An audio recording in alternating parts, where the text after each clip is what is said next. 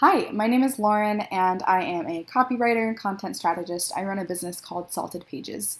I wanted to do a quick tutorial today on how to use the H tags or header tags on Showit. I noticed that there's a big discrepancy in some of their recommendations on how to use them, but in terms of SEO and even just being able to share articles on social media without having titles show up incorrectly, you want to make sure you're using your H tags the right way. So, how does it work?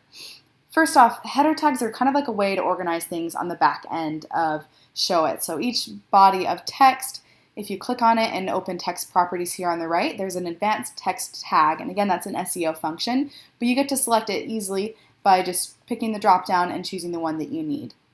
You actually only want to use one H1 per page, and then use H2, H3 to add a hierarchy of things below that. So for example, H1 I'm going to use for my main piece of text that has perhaps like an SEO keyword that I want to focus on, or that if social media or somewhere else where I shared this were to pull this page title, like here on LinkedIn, if it were to pull a specific title and put there on LinkedIn, what do I want that to say?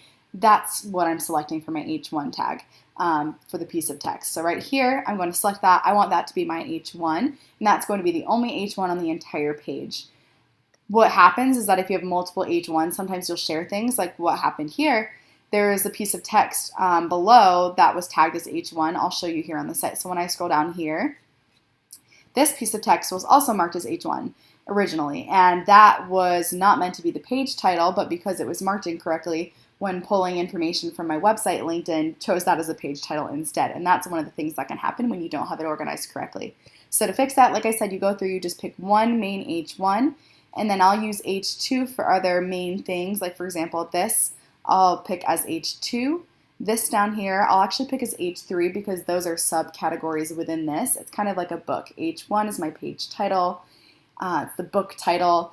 This is my chapter. This is a little subheading within that chapter, so I'm doing H3 to categorize that. And then for more paragraph text, I'll mark that with P. For things that are navigational, I'll mark that with nav, and so forth. So those will be kind of the main things that you want to use, and that's the best way to organize your content, and this helps with search engine rankings and the like. So let me know if you have any questions, reach out. I have one-on-one consultations if you need anything.